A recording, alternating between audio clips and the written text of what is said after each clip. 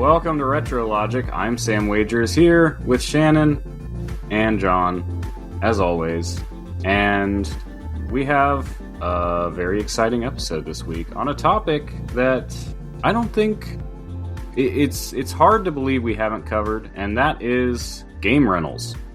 So we'll be getting to that in a bit, but first off, how are you guys doing? Good. Yeah, great.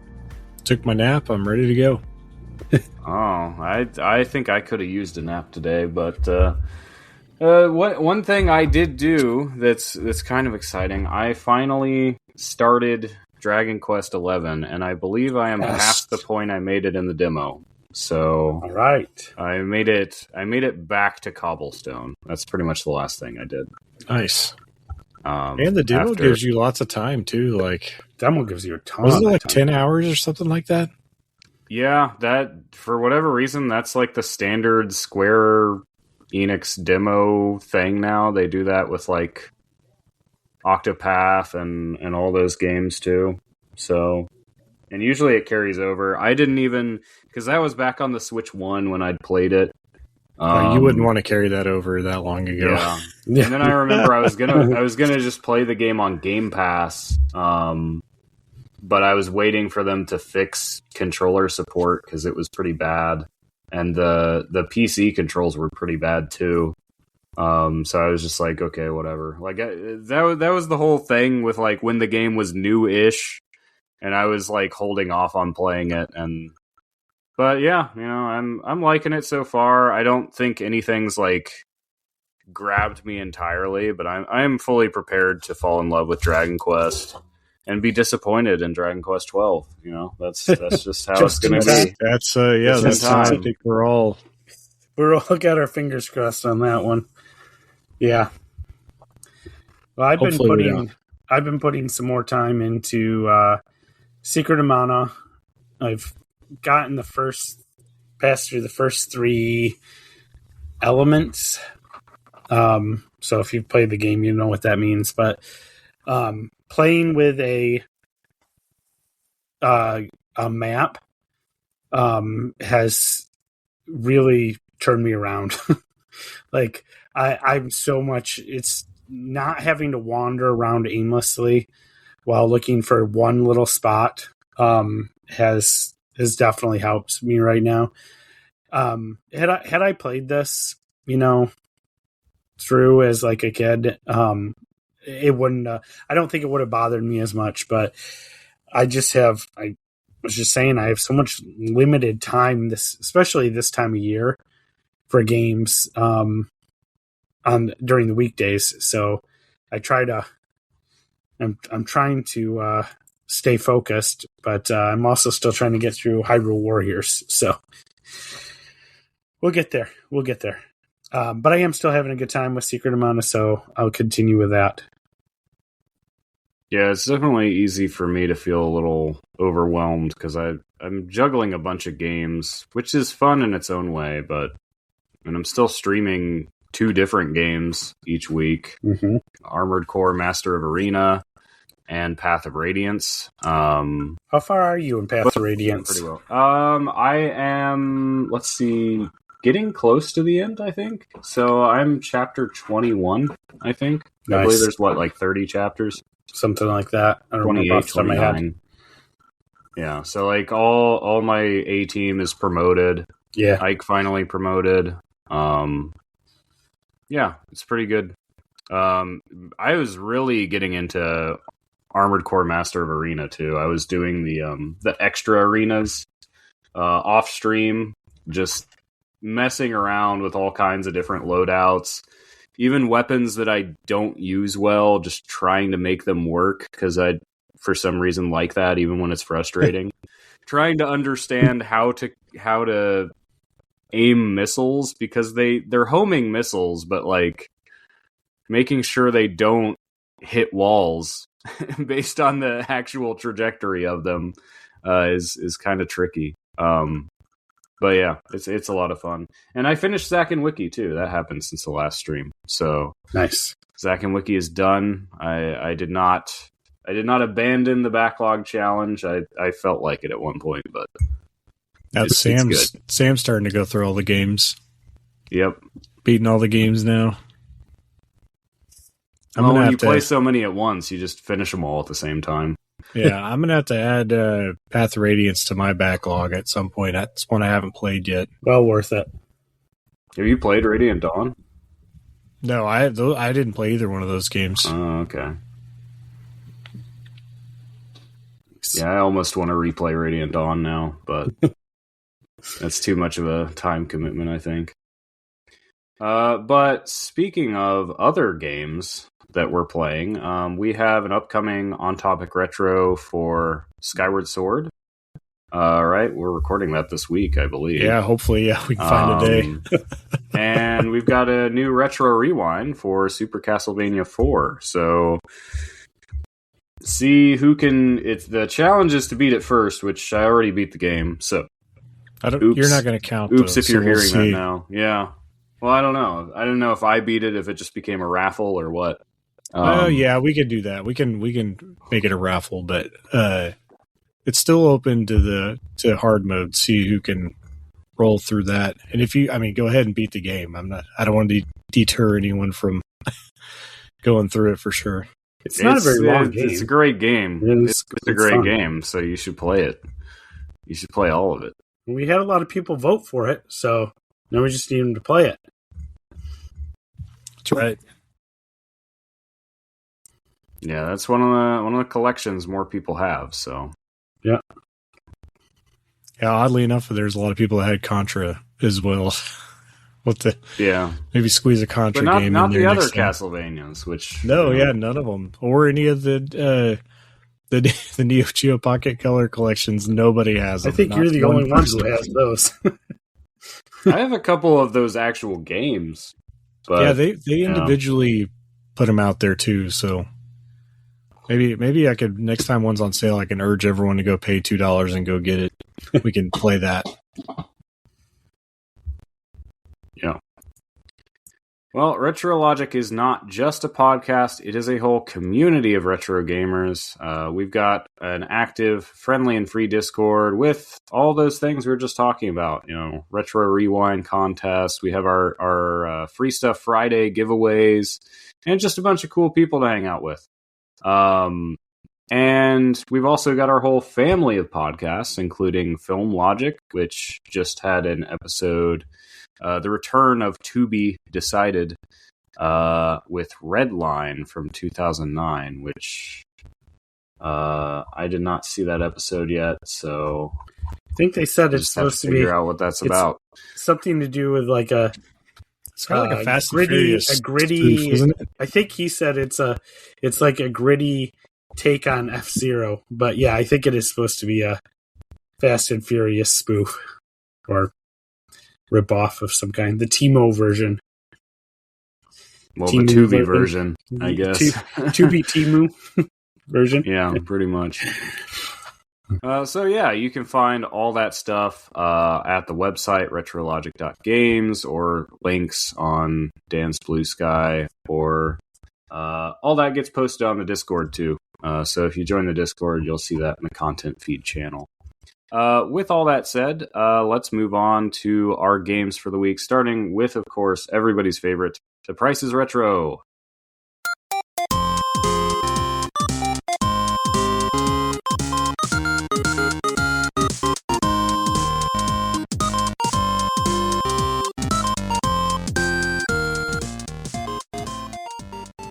All right, and for anybody who is playing along at home, this is how we play. I'm going to list off 4 or 5 games, and everyone will guess on the total value of the lot.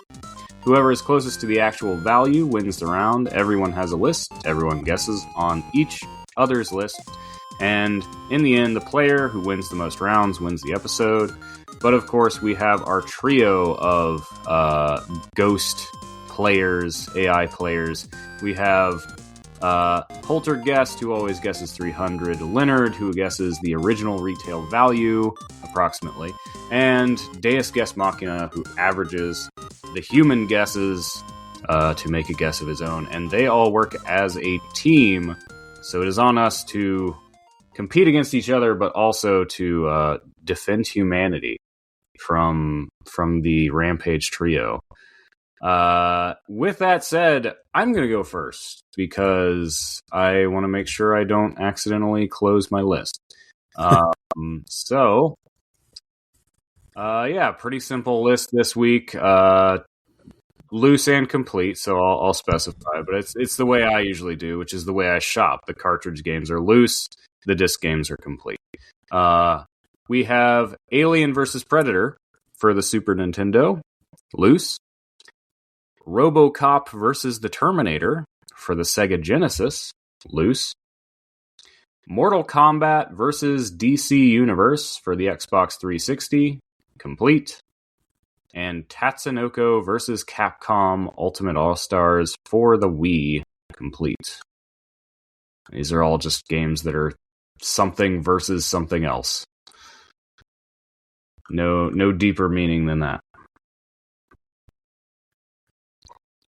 Can you go through them real quickly one more time? Alien vs. Predator, Super Nintendo, loose. RoboCop vs. the Terminator, Sega Genesis, loose. Mortal Kombat vs. DC Universe, Xbox 360, complete. Tatsunoko vs. Capcom Ultimate All-Stars for the Wii, complete. I can go first. All right. I've got 150.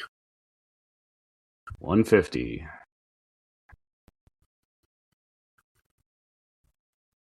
I'm going to go 160.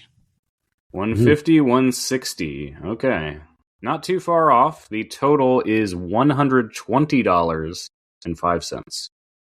So I believe that goes to Shannon. I don't know where Leonard's at, but my guess would be he's at like 180 or something. He is at... yeah, I think he was like $100 off. All right, so Shannon takes the round. Total breakdown is Alien vs. Predator, Super Nintendo loose, $37.87. RoboCop vs. the Terminator for the Genesis, $31.50.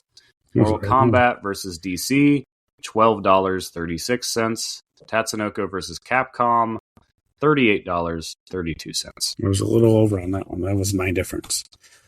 Not bad. Yep. Since you won, would you like to go next? Sure. I'm taking a break this week from my classics line of taking one system at a time, and I am doing kind of with our theme, rental favorites. These are games that I rented, my earliest memories of renting games. We're all on the NES. These are all Nintendo, original Nintendo games, all loose. First one is Mega Man 3.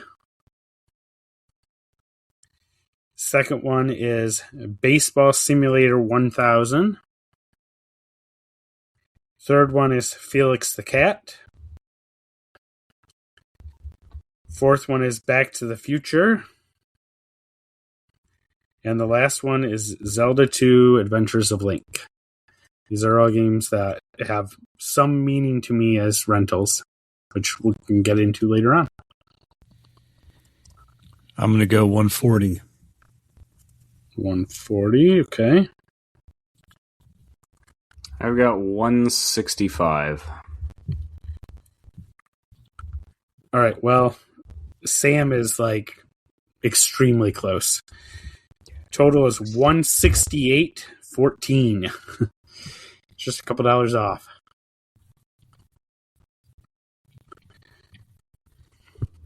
Okay, I had to think for a second because I know Felix the Cat on the Game Boy is like really expensive. I don't think the NES one is nearly as much. Well, let me do the breakdown here.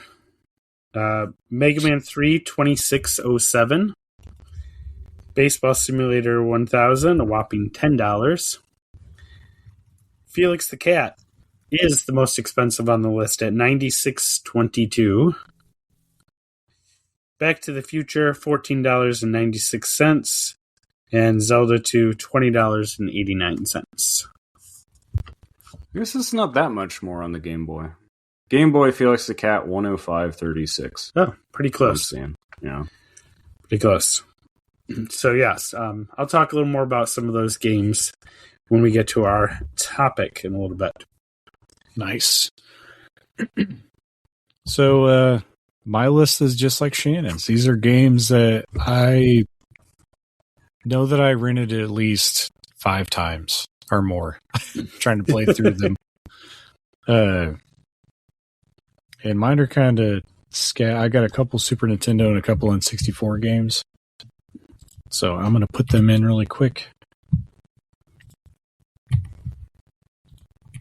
Okay. So the first game on my list is Diddy Kong Racing for the N64, complete in box. The second game is Super Mario 64 for the N64, complete in box. The third game is Donkey Kong Country 3 for the Super Nintendo, complete in box. And the last game is Mortal Kombat 3 for the Super Nintendo, complete in box. Okay, my turn to go first. I am just going to guess 275.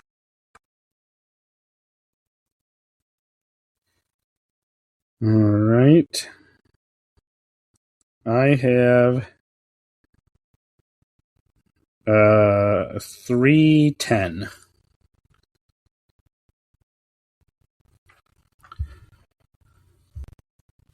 Okay. Hopefully it's not between us. So, the total for my lot is $400.78. Wow. And it looks like, well, Shannon would have got it just because he's above the ghost. Yep. And it looks like Leonard is $180 off, which is crazy. But I guess that's the table's the table. Yeah. Yeah. Anyway, the breakdown of my list is Diddy Kong Racing complete for the N64 is $91 even. Super Mario 64 for the 64 complete, $133.66. Donkey Kong Country 3 for the Super Nintendo complete is $123.75. And Mortal Kombat 3 for the Super Nintendo complete is $52.37. And I just a little underestimated by a lot there. Super Mario is still pretty valuable complete. Yeah, I guess even though there's a billion of them out there. That surprises me. Mm-hmm. We do have one more list. Flightsy sent us another list, and he says the theme for this is games that he found on price charting with the word rent in the title. Okay. So we will probably have some gems in here. So I'm gonna please tell me that there's a Super Nintendo game based on the musical. There could be. All right, here we go. Hold on. Let's do the first game. First game is Rent a Hero for the PC, complete in box. Let's see. I'm going to put that in. I don't know. Do I have a PC? That's something I'm going to have to add to Leonard. The problem is like PC games have fluctuated in MSRP. Yeah, they're pretty all over the place. Yeah, and PC's been around for the whole time, never changed. Game 2 is Rent Wars for the Atari 5200, complete in box. The third game is Rent, which is the UMD, which is the movie for the PSP, complete in box. Which I guess the UMDs are all on price charting as well, so this is fair game. Huh. Yeah, I guess so. And I guess there was only 3 games that had Rent in the title. because there's just the three. Okay. Easy enough. Okay, so who went first last time? I did. Yeah. Okay. So I guess we'll go back through in order the way we did. Shannon can go first. I'll go second, and then Sam. Okay. I am going with 130. Okay. I am going to go with 75.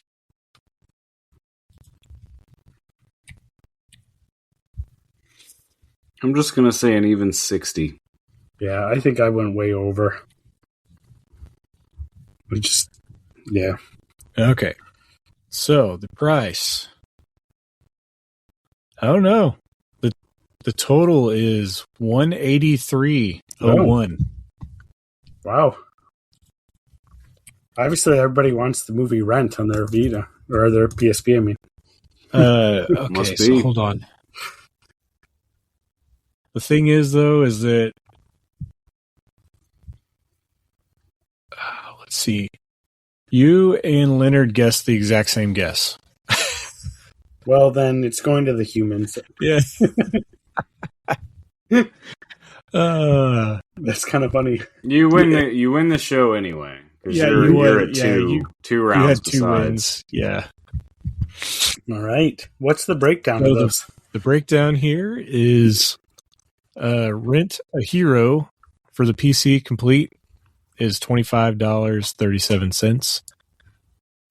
The big one here that I think took this out of Sam and I's reach for sure was Rent Wars for the Atari 5200 complete is $150. Whoa. Yeah, I'm used to all the Atari stuff being dirt cheap. Yeah. Yeah.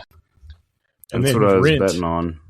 Rent the movie, the UMD for the PSP is $7.64.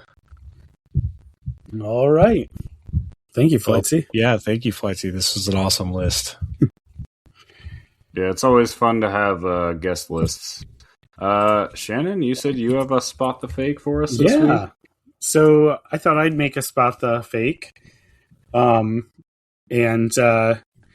just doing something a little different. I've 3 spot the fake lists. Excuse me. And they are all lists of Commodore 64 games.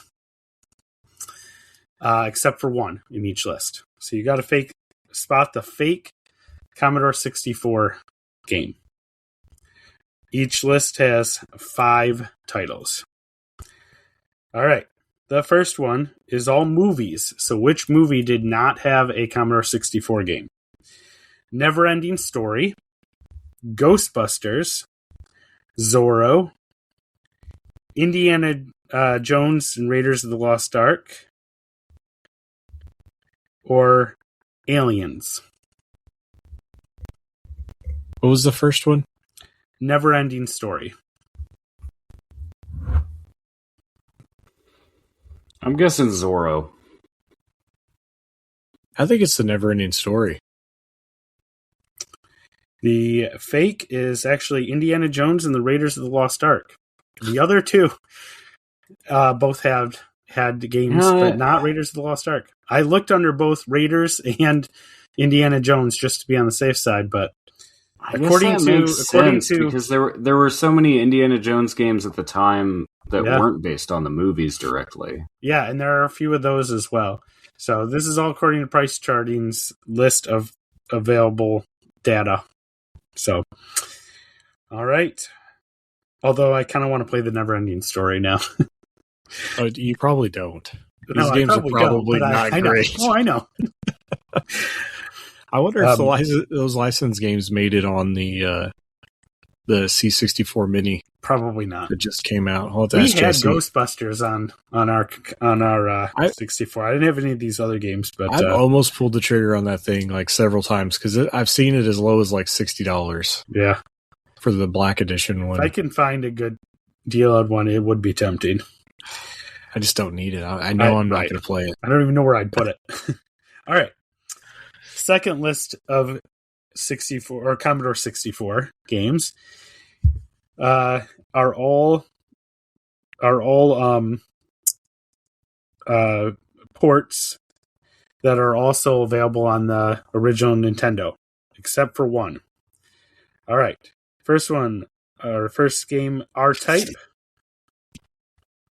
Second is, they're not all came to the NES. I'm sorry.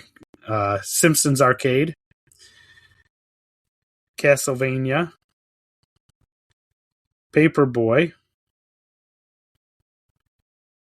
And TMNT. Hold on. What are we looking for again? The fake one. The one that is not on the... It is not on the Commodore 64. Oh, gosh. I wouldn't think like most of these were on there. My gut says Simpsons. When I said TMNT 2, that's the arcade. Sorry. Just to specify.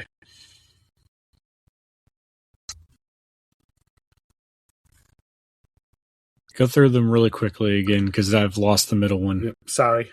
R-Type, Simpsons Arcade game, Castlevania, Paperboy, or TMNT, the arcade game. I'm going to go Castlevania. I don't think Castlevania was ever on the Commodore. All right.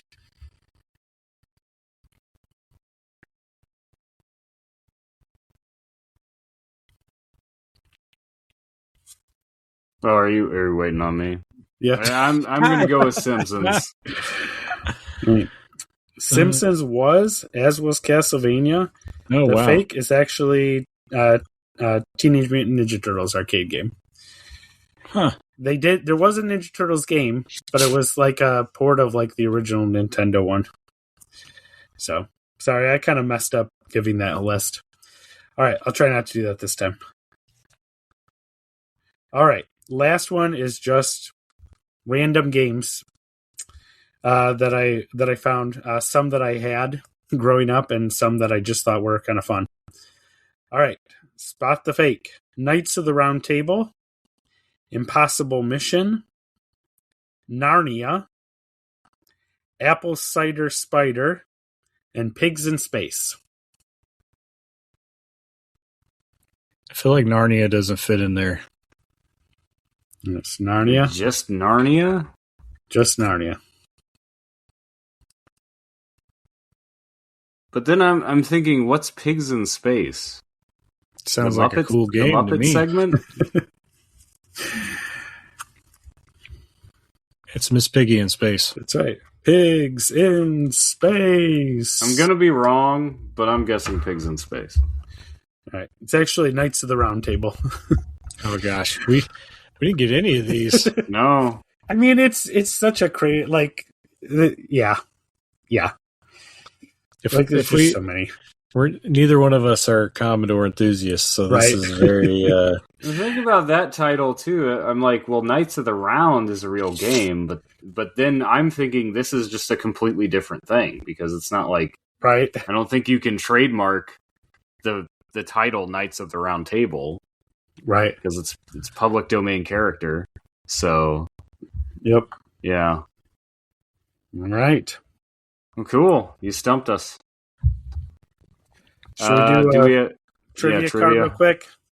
I'm sure this will probably get us right back into it. Let's do it. In the multiplayer for Nintendo 64's classic GoldenEye 007, which weapon is famed for its ability to defeat an opponent with a single shot? The Golden Gun. The Golden Gun.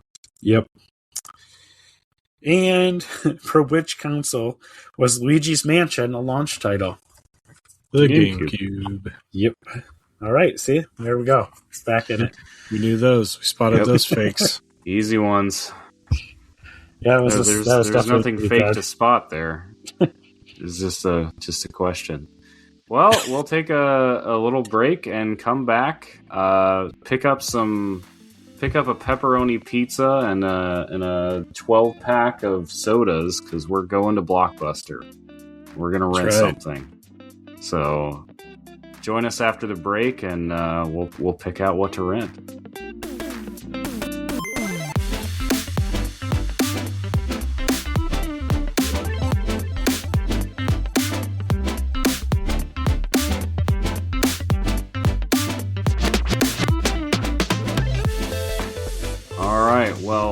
welcome back. And this week we are talking all about rentals. One of those things that's kind of an essential retro game topic in a lot of ways because it was a big thing back in the day, so to speak. A way a lot of us experienced a lot of these games we talk about for the first time.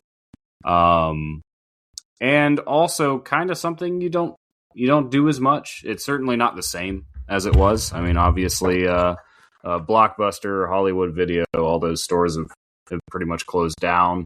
We'll get to some of the ways in which kind of like maybe that gap has been filled, but especially, I mean, one of the things that's just been on my mind too is how we seem to be entering a stage where games are getting more expensive again.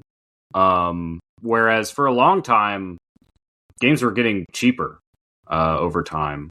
Yeah. And just thinking about how really a lot of the space that rentals occupied was because, you were back in, 1994 or whatever, you were paying, $60 for a brand new game. And that was 1994 money. Or $100. For a long time, games did not increase with inflation. Yeah, it could be easily be more for those games that were arcade ports, those games that were RPGs that just Final Fantasy bigger cartridges with more on them.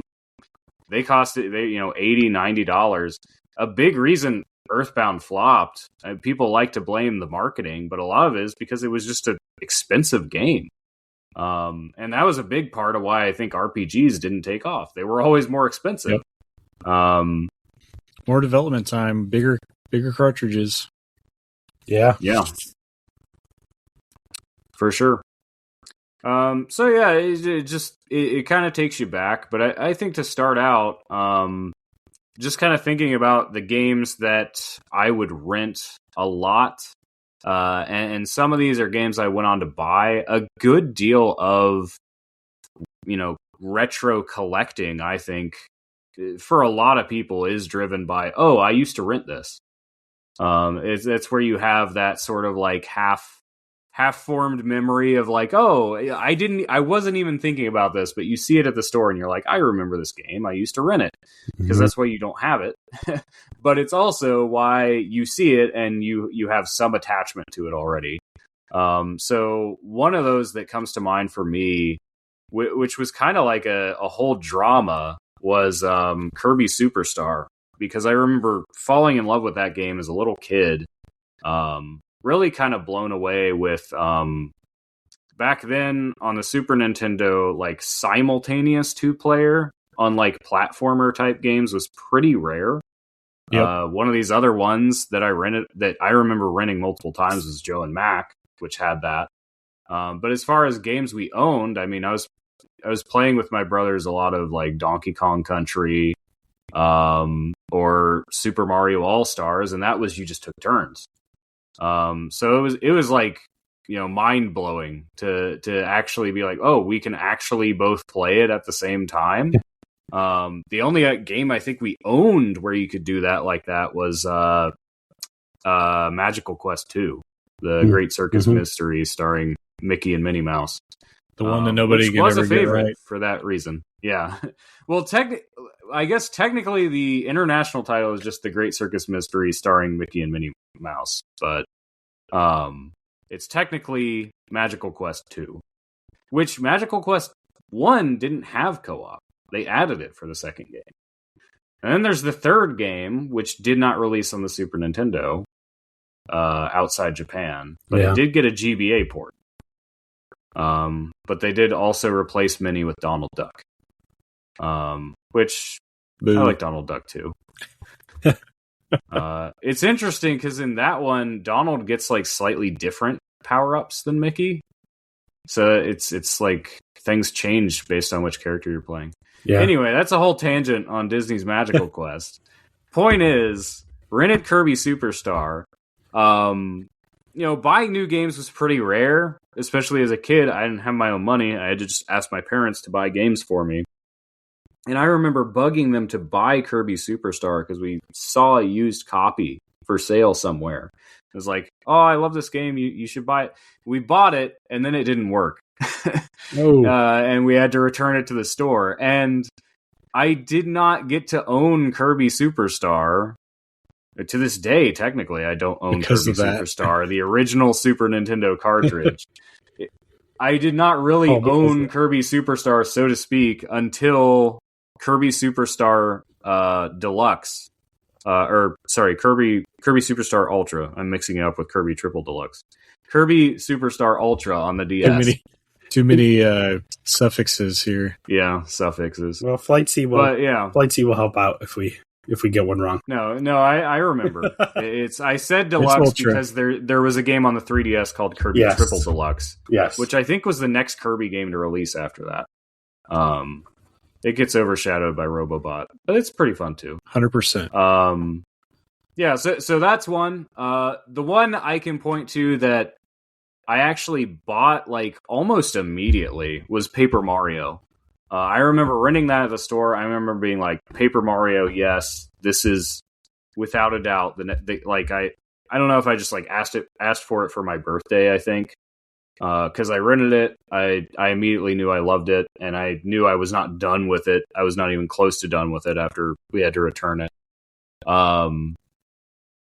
But yeah, the ones we kind of just kept renting repeatedly. Joe and Mac was one, but I didn't own it until much later. Star Wars Rogue Squadron for the N64. Chameleon Twist for the N64. That was a pretty frequent rental for whatever reason. As well as Plock. So you can just reset the counter. Episodes since Plock was mentioned, reset that to 0 because I used to rent Plock. And I feel like everybody did. And I think a lot of it's because that game was actually kind of hyped up, like heavily marketed. So I think there were just a lot of copies of it in circulation. Rental stores had it. When everything else was rented out, you might as well rent Plock. And, you could do a lot worse. Because this other category is the ones that, like, you rent it and you're like, well, I'm glad I didn't buy this. And I mean, I put Quest 64 on here. Oddly enough, I remember liking Quest 64. I think I actually wanted to buy it. I just never did. I remember being very turned off by Mega Man 64 as a kid. As you still should. have not played Mega Man Legends to this day. More than like the first hour in. A lot of it was the controls. But really the award for worst game I rented and am glad I didn't pay full price for has to go to Balls 3D. That is a legendarily bad game. Oh yeah. So what kind of before we get too far, what kind of rental stores did you guys have? Did you have a Blockbuster, Sam, or did you have... So there was actually a Blockbuster with a Hollywood Video next to it. They were like attached. Oh, wow. I think eventually the Hollywood Video went out of business and it was a Game Crazy for a couple of years. That's like a weird, like almost having like twins before they're born and like one takes over the being attached. But other than that, I remember when my family still lived in Kentucky, I don't know what store it was. I think it may have just been like a local place, maybe even primarily rental, but they did Super Nintendo rentals and they were like $1 for a 1 week rental. Like they were super cheap. So that's why we were able to rent so much stuff. Mm-hmm. Which almost makes you wonder like how they got, like how could they even make money doing it that way? Because you'd have to rent that thing out, potentially at least 60 times to get your monies back. Yep. So that means that Super Nintendo game had to survive a whole year. Well, I think by this time, I think it was the N64 was out. And that's what everybody was renting. So I think it was like the Super Nintendo games were cut rate. Nice. Yeah, we didn't have a Blockbuster. I don't know that we had a national chain rental store. I don't know how big Showtime was. I don't know when you're a kid, you don't realize these things. And like whenever we would travel, you don't rent movies, so it's not something I was really looking for. I know, like, starting out, the place that I would rent, like, in the early 90s for regular Nintendo was just a gas station. It was like a mile down the road on the corner of our road that was a house converted into a gas station. And they had Nice. it looked like it would have been like a carport that they closed in. And it just was a room that, like, off to the side where it just had movies and games. And I just remember renting, like, I mean, we didn't have to rent much because my cousin had pretty much any Nintendo game you could think of. He probably had like 60 or 70 Nintendo games. Wow. My aunt did a lot of yard sailing, and like she bought like a big, like somebody got rid of their whole collection and she bought the whole thing, and like, so that's what he had at one point. But I remember renting Double Dragon 2 a lot from that gas station. We were probably the only ones that played it because we always had it. Yeah, and then that, for whatever reason, I can't remember if it, like, they had an issue with it or something, but they stopped renting out movies and stuff in there, so I had to start going into town further to Showtime to get games. And I think we also had one called Video Playhouse that was kind of downtown, much further away from us, so that was the one I went to the least. But I always, like, synonymously relate these things that Showtime also had like a little arcade in it almost. It was like where the most arcade cabinets probably in town were in one spot. They usually had a pretty good amount of fighting games and like some shmups, but it's like it was like an experience. My mom would kind of drop us off there and we would play arcade games, find whatever game we were going to rent, maybe a movie, and then swing back by and grab us type deal. Nice. My rental stories went kind of similar. We didn't have any chain stores. We were a small town, and there were two places that would rent out movies and games. The local grocery store had like their back wall, actually I guess it's technically their front wall, we came in, had just like the whole wall was just movies and a small section of NES games. And I still remember they were $2.50 plus tax to rent. And my buddy Matt and I, shout out to Matt, would scrape together just enough money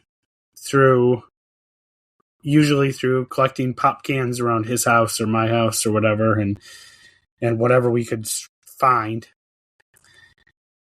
And then we'd get on our bikes and we would bike it to the store, which is a few miles away. That's primarily where we got most of our stuff. And then the other place opened up a little bit later than that, but it was just this guy. He had just had a little storefront, and so he rented mostly movies, but he did start getting in a collection of NES games, but he charged $5, so twice as much. So we didn't go there as much, but sometimes though he had games we couldn't really find that the grocery store one didn't have.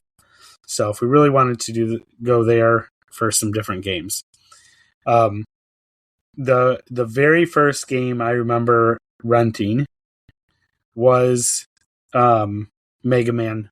No, sorry, was yeah, I guess it would have been the original Mega Man. And I quickly realized that I was garbage at the game. I couldn't get anywhere. And so it really ended up being mostly me watching my friend, work his way through. I don't think we ever beat it though, but we had all the codes written down so we wouldn't have to replay the whole thing every time. So later on we got Mega Man 3, and that was special because that was the first one. That was the first time I'd ever seen a Mega Man game even beaten. Again, I wasn't very good at it, but my friend did get through it. So I remember watching that game, him beat that game. Funnily enough, I don't remember us ever renting Mega Man 2. So I don't know if you missed out on the best one. Didn't get it there or until later. I mean, it could be that was the one that was always out, or it was always out, right? Yeah, that's a possibility. Back to the Future, I remember doing that one, and Karate Kid. So those were like a couple of our favorite movies back then. So we would rent those games, and they're both really, really awful games. But we kept getting them because we loved the movies so much. And I remember at the time, for me, we didn't get a VCR until a little bit later. We'd rent them. My dad would actually rent a VCR from the grocery store, just so we could rent movies. But that was like a treat, just a few times a year. Yeah. Did you ever rent any consoles? Nope, never rented any consoles. I'm sure they probably did, since they did VCRs, but we. My friend had his NES. We got our NES a little later, and so we didn't need to. Yeah. I remember, Baseball Simulator. I don't know that I ever would have rented this one, but I was with my brother, and he's like, I want it, because he was really into sports and still is very much into sports. And so we rented Baseball Simulator 1000, and that game, you could play straight up regular baseball in that game, but I don't know if either of you have ever played it, but you can also play like an Ultra League play or something, where you basically have mutant powers that you can use. Like a ball that... They're like robots, right? I think that was Base Wars. Or yeah, maybe that was. I'm thinking something different. Yeah. Similar though things, but this was just humans. I don't think there were any robots, but yeah, you could like throw you pitch the ball and it would turn invisible, and so if you were the batter, you just kind of had to guess and stuff like that. So I remember that. So I have a lot of good memories of that. And then Felix the Cat, I remember my brother and I renting it when we were going to be staying with my grandma for a few days because my mom had had another baby, and so we were staying with my grandma, and we brought the NES, and my grandma let us rent some games, and so we rented Felix the Cat, and for some reason that sticks out in my head. My brother thought it was the stupidest game ever, but I enjoyed it for what it was. And Zelda 2 though is probably my favorite game that we ever rented.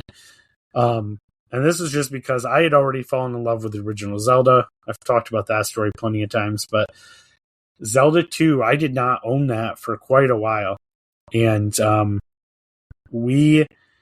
my buddy and I would rent, that was the game we rented more than any other game.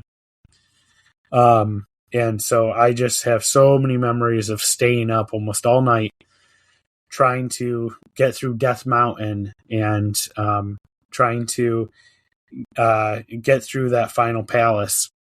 Yep.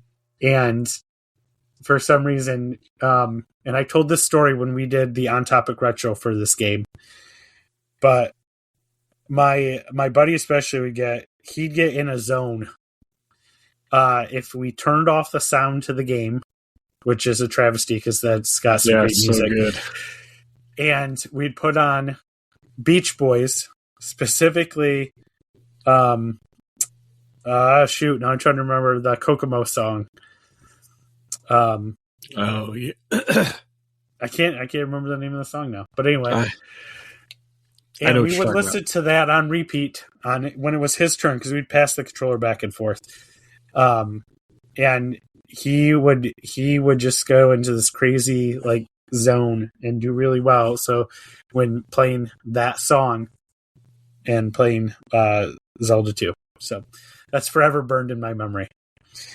Other games that I never would have, so I kind of looked at and some games that I never probably would have played without renting.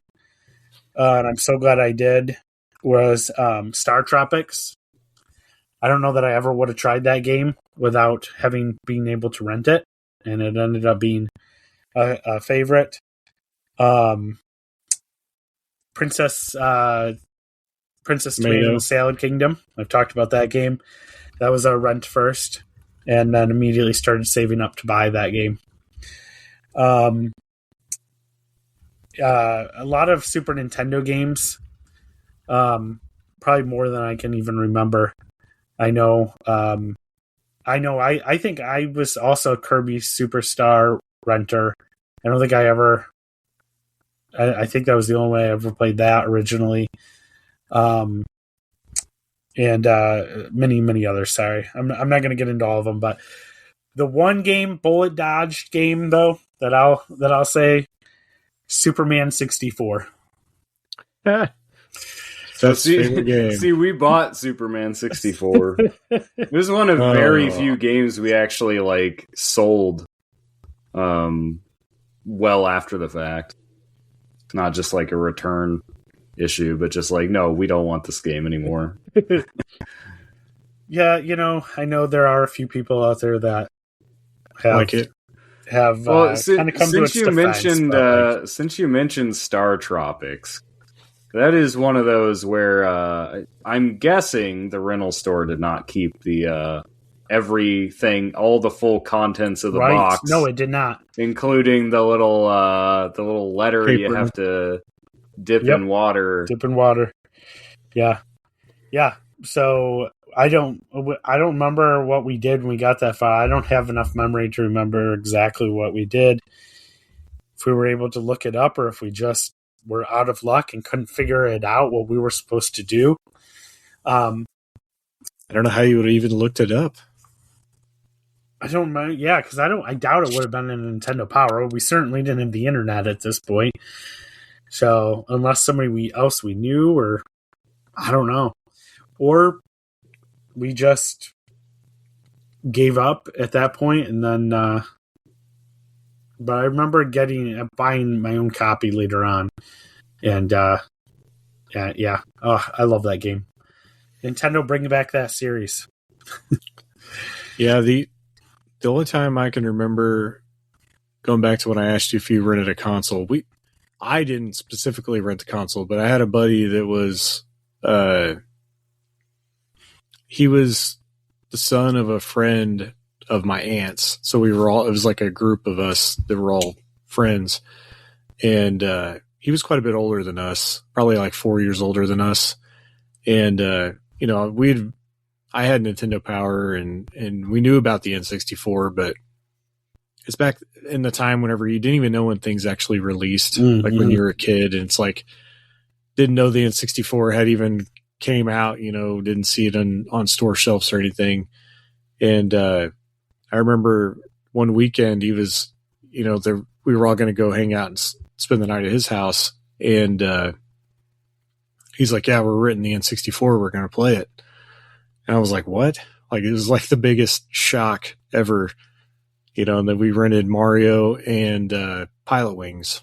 And maybe Wave Race too, and I think we ended up just mostly playing Mario for the whole time, not even playing the other things all that much. But it's crazy. It's like thinking that, nowadays you couldn't even, I don't know, you could even get away with renting a console to somebody. They're too much. Yeah. I don't know how that would work anymore. You're right. Yeah, I don't think I was aware that was a possibility. I think that was unthinkable to me as a child. Like, you can rent a whole console? Like, yeah, I like I said, this was like the only time and the first time. Like, I think we did end up, that same friend ended up renting it like the next like 2 or 3 weekends. Like, we would just go back and rent it. I have no idea how much it even cost. I can only imagine even in the 90s. I remember seeing in Probably Blockbuster 30 and or stuff. $40.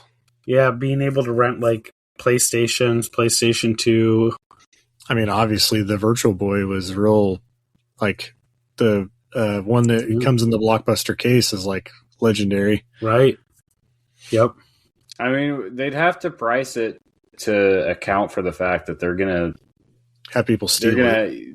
Well, yeah, they're gonna have people steal it. There's gonna be likelihood of damage, just like with renting anything. But I mean, they're out a lot more than a scratched disc. They probably did a deposit as well.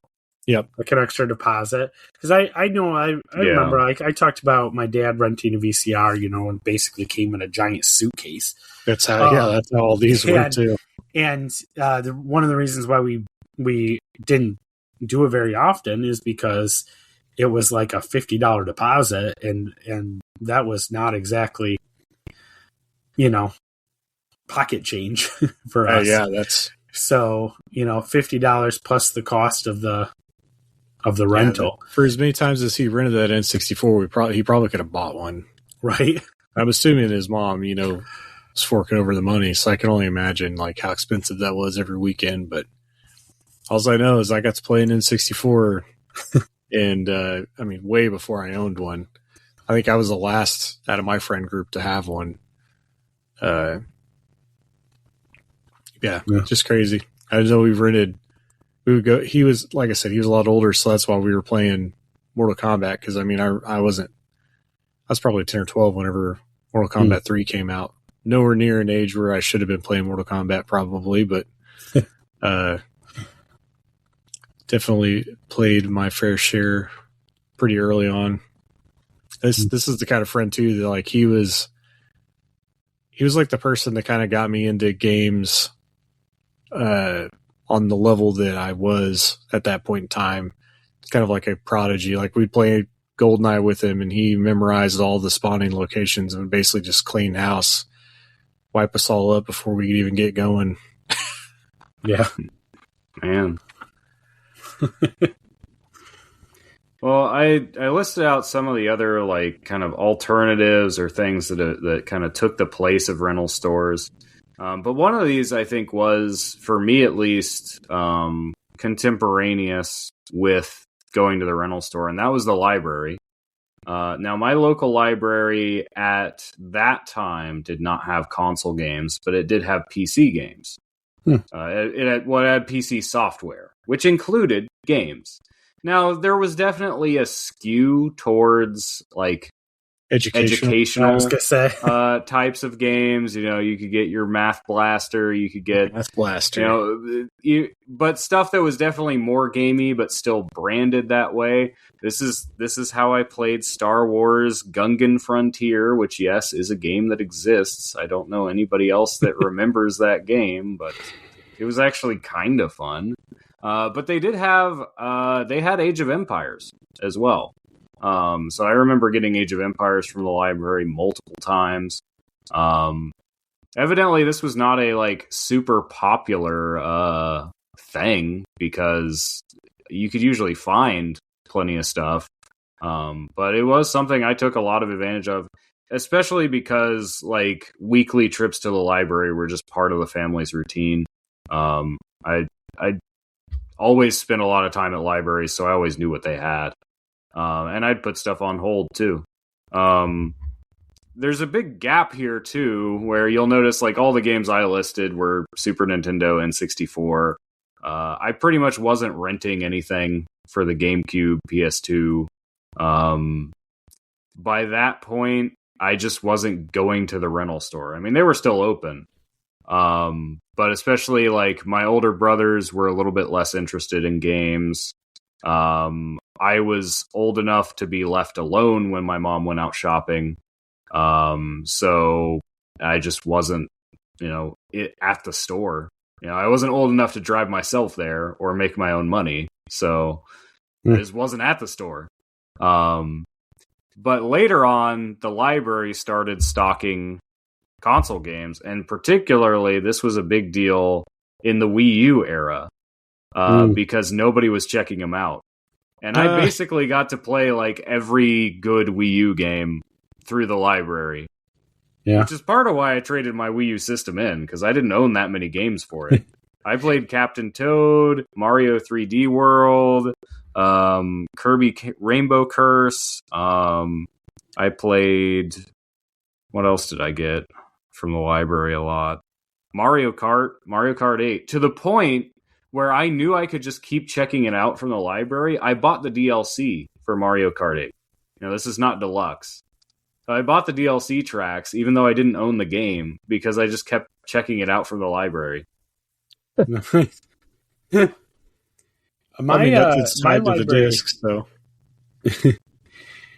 My library, they started renting out games starting around the Wii.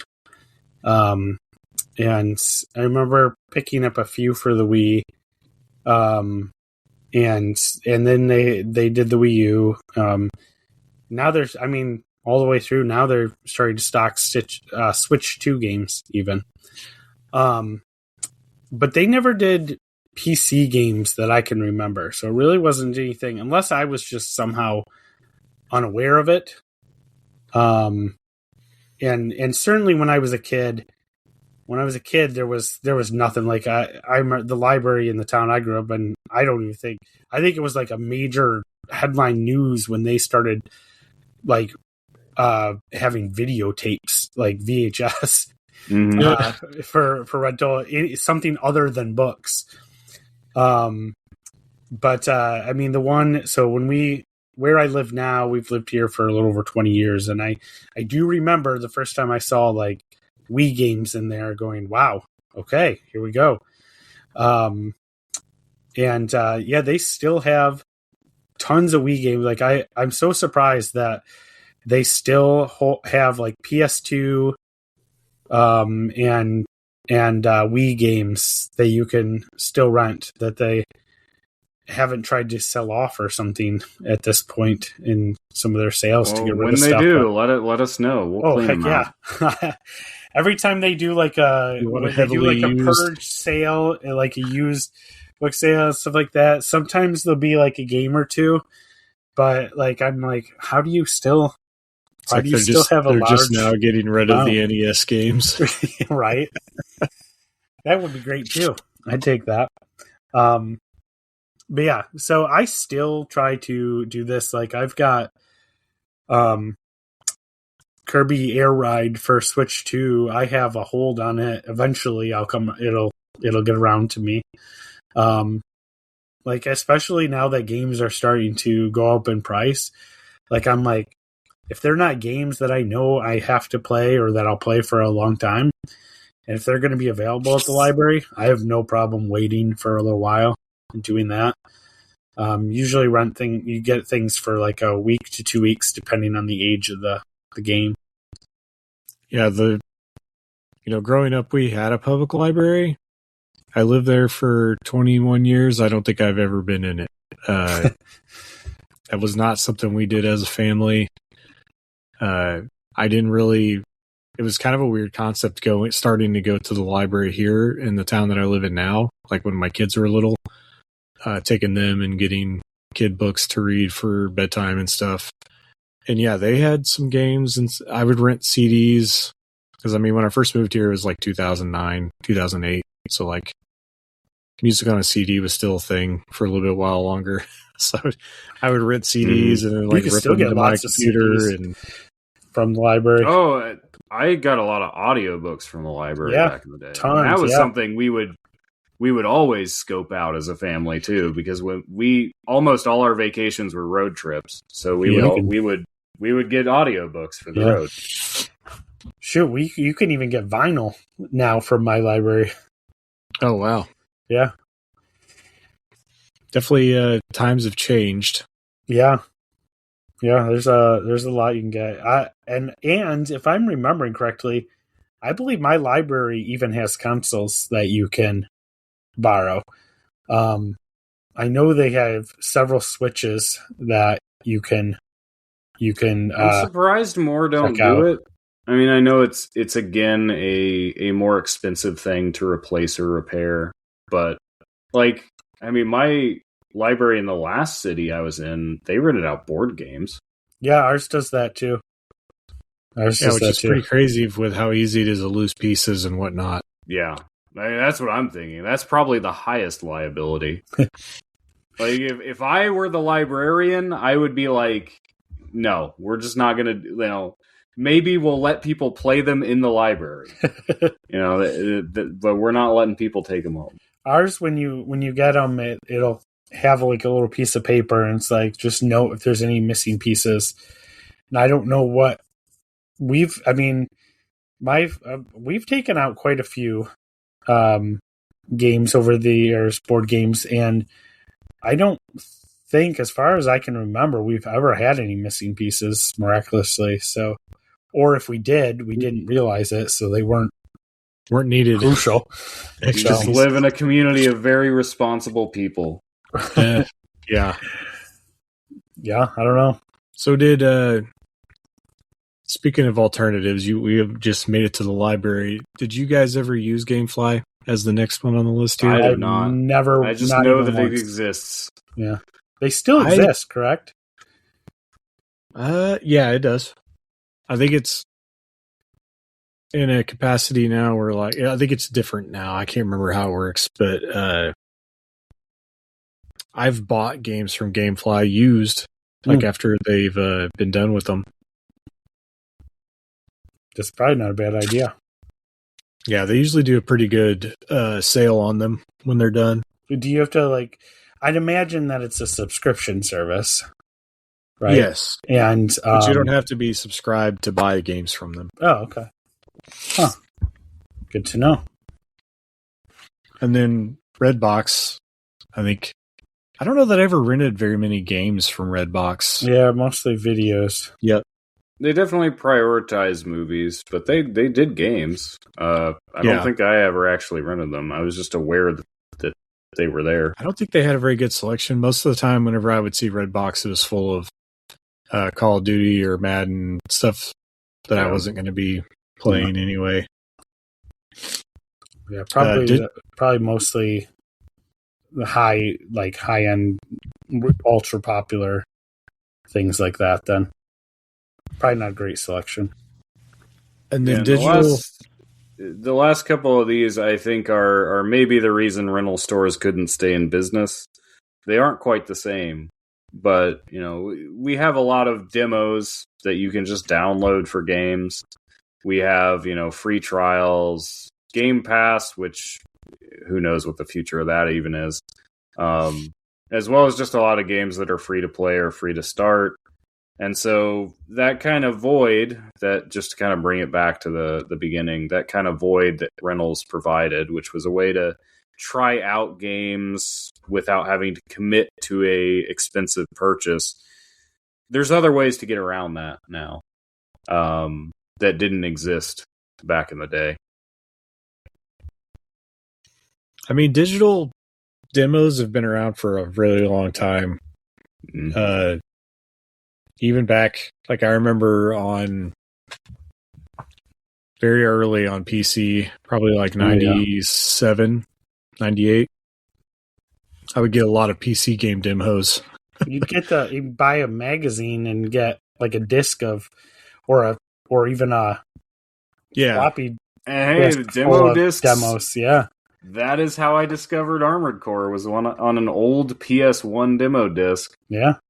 I think Tim would appreciate this because he's a Carmageddon guy, but real early, way earlier than I should have been playing Carmageddon. I had a demo on my computer, and I played the crap out of that thing.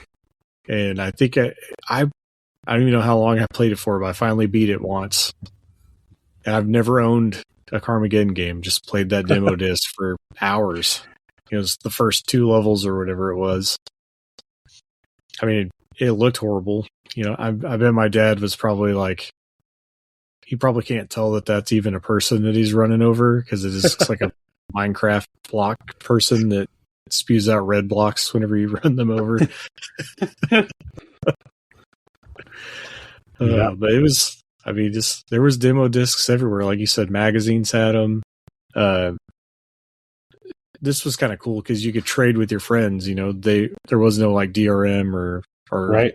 codes or anything, so like you could use as many times as you wanted. Yep. Fun stuff. Yeah. So I don't know that rental stores are really coming back, but they definitely made some good memories in the meantime, and who knows? Like I said, games are getting more expensive. Unfortunately, the other wrinkle to this is that physical media is phasing out too. Yeah, so disappearing. Yep. that is at least in the immediate term a win for game key cards. Is that's still something you can rent out or lend out, unlike the digital copy. But we'll see. Yeah. It's definitely not as permanent. Yeah, you can rent them out for as long as the eShop exists. Yeah, as long as they'll, that provides the key, so it's better than a one-use code.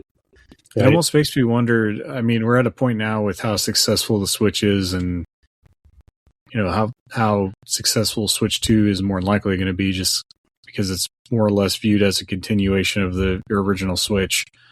We'll probably get a Switch 3, which means that there's a high likeliness that the eShop is maybe going to be around for a little while. It's something to. No, and I've pointed this out on this digital storefront topic multiple times that there are games that launched with Steam on Steam when Steam launched that you can still buy today. Mm-hmm. Now there are games that have been delisted, but I still own. Well, number one, the first game I ever bought on Steam was the original Neverwinter Nights 2, and I can still re-download that, even though it's not for sale because they replaced it with the the enhanced edition or whatever. And I still have Impossible Creatures on Steam on my Steam account, which is a game that launched with Steam. Yep. That actually is still on the store. You can still buy it. Now, you might have to run it in Windows compatibility mode, because I think it was for like Windows XP or something, but it's still there. So they have games that are possible. I think the issue is there's no guarantee. Like, Nintendo could shut down the eShop. They're not obligated to keep it running. They've got games that are older than that on there. Because there's retro releases and ports too. Yeah. But those haven't been on there as long. Yeah, and for the most part, they run on modern systems pretty well. I haven't had any issues. I had a Wild Hair and downloaded Zeus, the strategy game for PC a while back, and I think it was like it might have been 2000 or 99 when it released. And that game is hard to get into nowadays. Like, it's functionally it's there, but quality of life and knowing where everything's at is I almost need a manual again. Yep. Yeah, for what it's worth, Impossible Creatures even has workshop support. And there's a mod to put dinosaurs in it. It's great. It's still make breathing. Hybrid dinosaurs. Yeah. But we did get a lot of input from the community couch, so we want to share some of that because a lot of our community also has a good number of fond memories of rental visits, rental stores.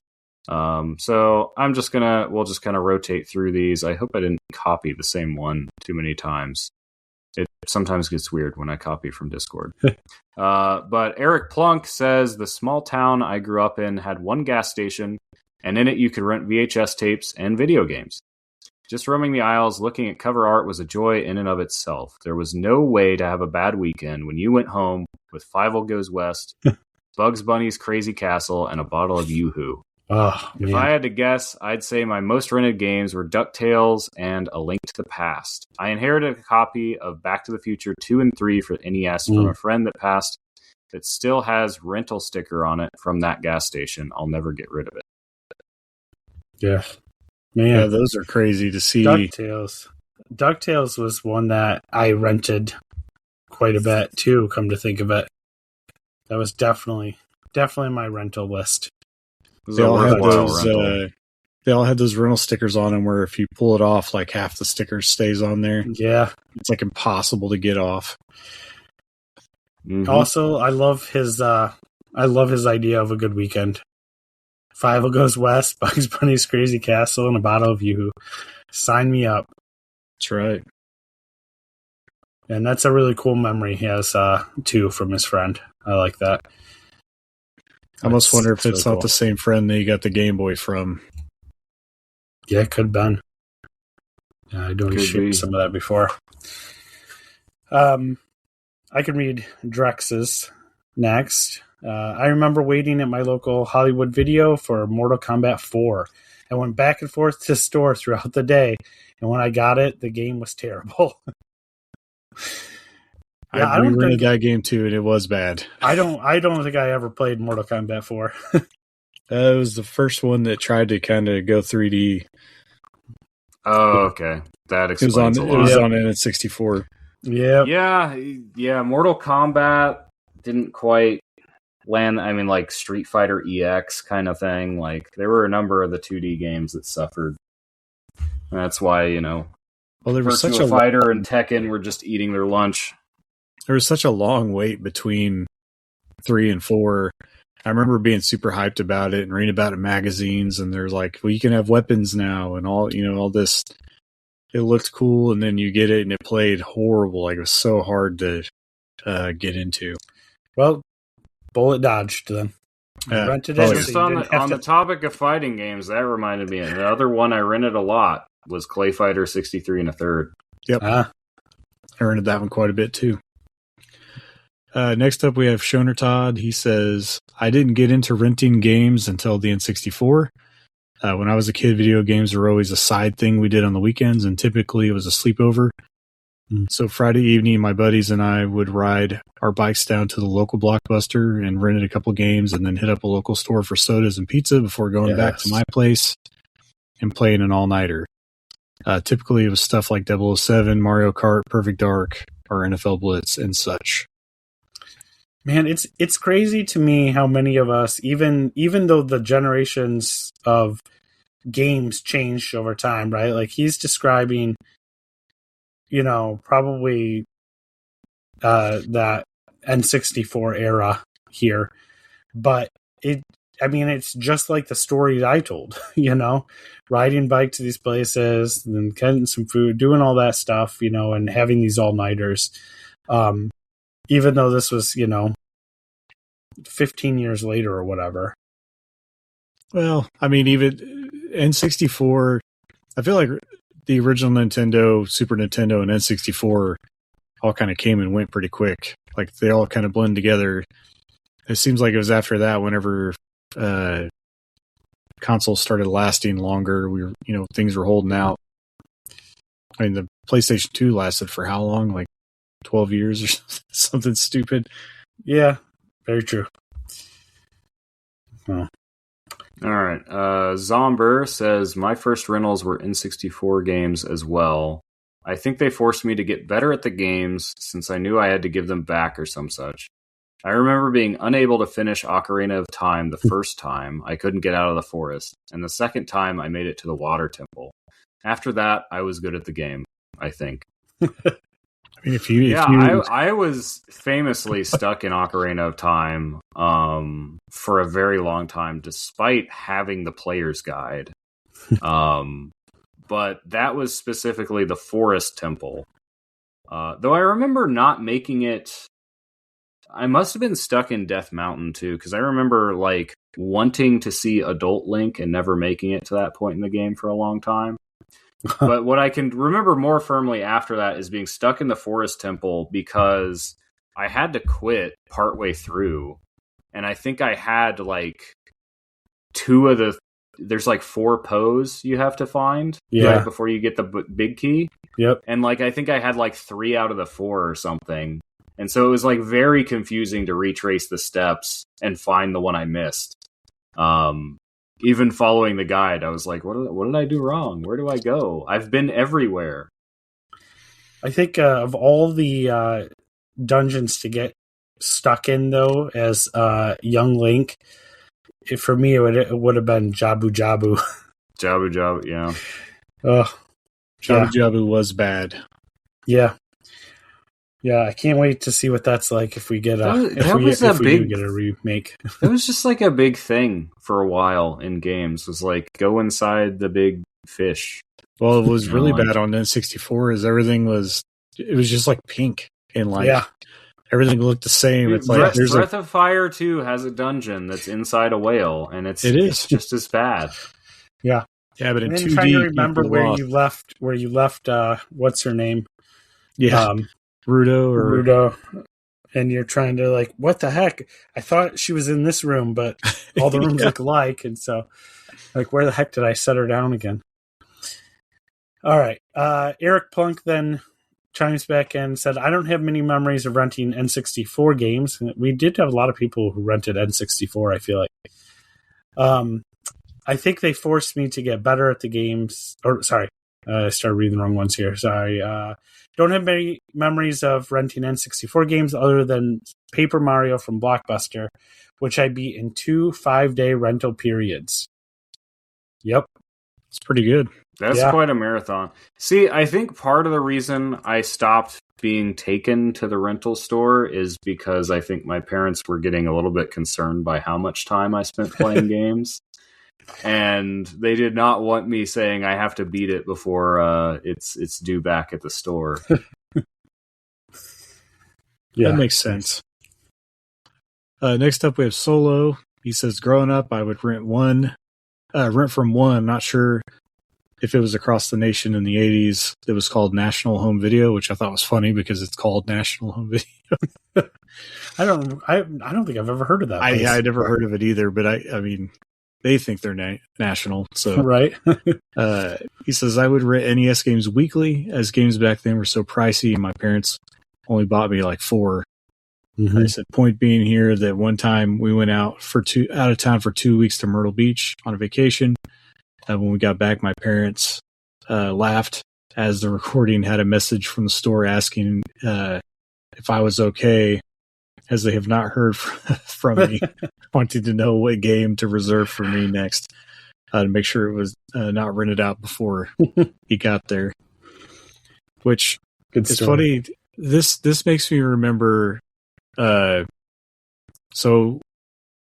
whenever I was really small, probably like 3 or 4, I actually lived in a different place called Lake Wapapello, and there was like a little rental store and a strip mall there, and I guess my mom knew them really well. And this is where I would rent all my kid movies. And my mom would have me draw a movie poster of the movie that I rented, and then I would give it to the place whenever I would turn the movie back in, and this lady would hang them all up in the place. That's great.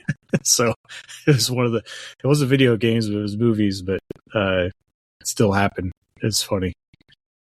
Just unlocked a super old memory, 35-year-old memory.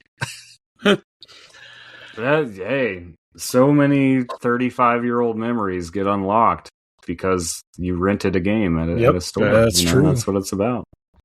Our Wallet's defense attorney says, I never rented, but I did take some games out at the library. The only one I really remember is Super Mario Galaxy.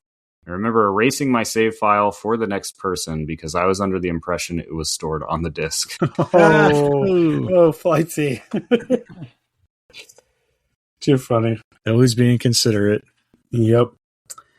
And I actually think it's kind of fun when you get the previous owner's old save or whatever. I usually won't overwrite it, too. I'll keep it. It's even better, though, is when you get somebody else's high score and you beat it. That's right, Devin. Yes, yeah, I crushed crushed your high score in Pokemon Pinball. I don't know who you are, but I beat your high score. Yeah. All right. Double D said, renting movies and games was a regular occurrence in my house growing up, probably every other weekend or so. We rented games mainly from NES, SNES, and N64, but I have the fondest memories of the SNES era. I remember renting Final Fantasy III for a couple weeks when it first released, knowing full well that I was about to get it for my birthday a couple months afterwards. Well, I got to a point in the game where it seems like it's the end, but it's really just the midpoint. Yeah. But I remember, I know exactly what he's talking about. Exactly. Yeah. But I remember being so mad thinking that I was about to beat the game right before I get it for my birthday. After opening up the second half of the game, I was so happy that there was more to it, but that I stupidly rented the game for another week, but still didn't beat it. I then got it for my birthday and tried to trade my copy for the rental stores, but they wouldn't do it. So I spent the entire Christmas break playing through my new copy and beat it in 2 weeks. Yeah, that's kind of funny. You already know everything. I got that far. I don't want to start over. That is the problem with running more lengthy games and getting a little ways in. Yeah. Yep. Especially back then when all your progress was on the cartridge itself. I mean, that was always the game, right? You always had a save file on a game, and then you try to get the same copy, because a lot of times game stores have multiple copies of the same game. And try to see if you can make it through the game on the rental, multiple times. Rarely ever worked. I remember that just unlocked the memory of my buddy and I trying to create like a little pencil or pen or marker dot somewhere on the plastic rental case. Yep. So we knew which copy was the one that we had rented. Oh yeah. That's another one unlocked. The tricks. Yep. Okay, well, any last minute memories, or should we take this topic back to the store, let them put it back on the shelf for somebody else to check out? Yeah, I can't think of anything. I remember by the time that I got to a Blockbuster, they were pretty much dead. Yeah, I was late to Blockbusters too. So, unfortunately. But, we certainly had a lot of fun with it, and as pointed out, and I think libraries are still around. I think they've actually increased. It's more acceptable, I think, in their eyes to stock the new media, as it were. But it does depend where you live, though, too, just resources and all that. But yeah, I think it's just a result of things looking different over time, and there's certainly a lot of ways to experience a lot of games without having to buy them yourself. As it seems like the bigger concern right now is that they might not let us buy them ourselves anymore. More so than we might not be able to rent them. Everything will be a rental. But it is interesting how just that like core experience of like going to the rental store, getting a new game, the planning out your weekend at that rental store is kind of like a core thing, especially for gamers of this era, it seems.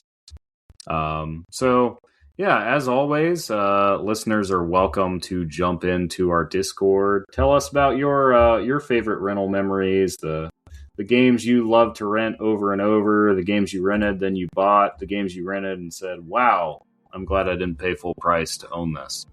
And whatever else, whatever other weird memory comes to your mind that's associated with that. We'd love to hear about it. Thank you for listening to the RetroLogic podcast. We are proudly part of the Nintendo Dads family of podcasts. If you like what you hear, you can check us out at Blue Sky at retrologicgames.bsky.social.